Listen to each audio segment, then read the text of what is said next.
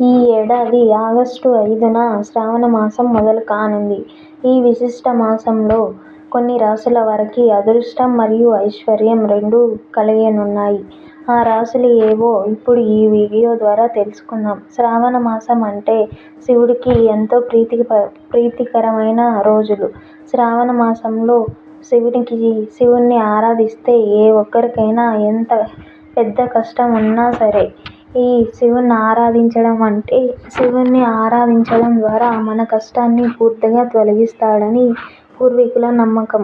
కాబట్టి శివాలయానికి ఎవరైతే వెళ్ళి శివునికి శ్రావణ మాసంలో పూజలు చేస్తారో వారి కష్టాలన్నీ తొలగిస్తాడు.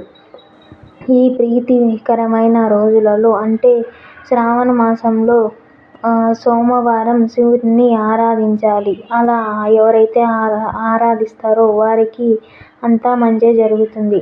72 సంవత్సరాల క్రితం ఈ 5 సోమవారాలు వచ్చాయి.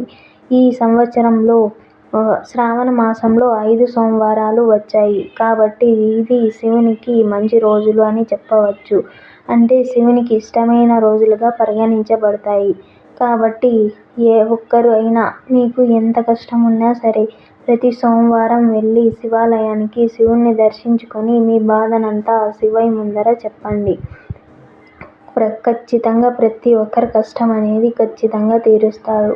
ఇప్పుడు కొన్ని రాశుల వారికైతే ప్రయోజనాలున్నాయి. అవి ఏవే రాశులో చూసేద్దాం. ముందుగా మేషరాశి. మేషరాశి వారికి అదృష్టం, ఐశ్వర్యం రెండూ కలిసి వస్తాయి. వారికి ఎన్నో పనులు వాయిదా పడుతూ ఉన్నాయి.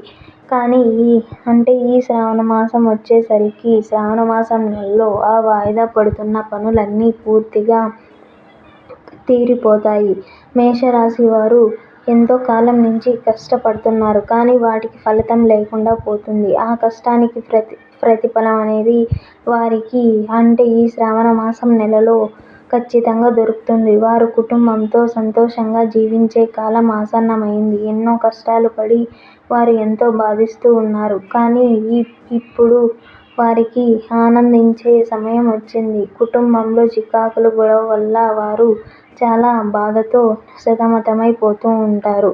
కానీ వారికి ఇప్పుడు చాలా సంతోషం జరిగింది. తరువాతది వృషభ రాశి. వృషభ రాశి వారికి పనులు వాయిదా పడుతూ ఉన్నాయి.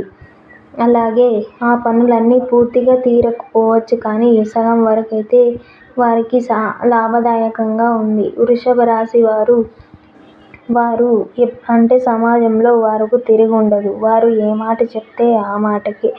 వారికి అప్పుల బాధల నుండి రుణ బాధలు తీరి వారికి కాస్త ధనలాభం అనేది వచ్చి చేరుతుంది. వాయిదాలో ఉన్న డబ్బు కూడా వారికి ఇప్పుడు శ్రావణ మాసం నెలలో ఇవ్వని వారు కూడా వారికి ఇచ్చేస్తారు.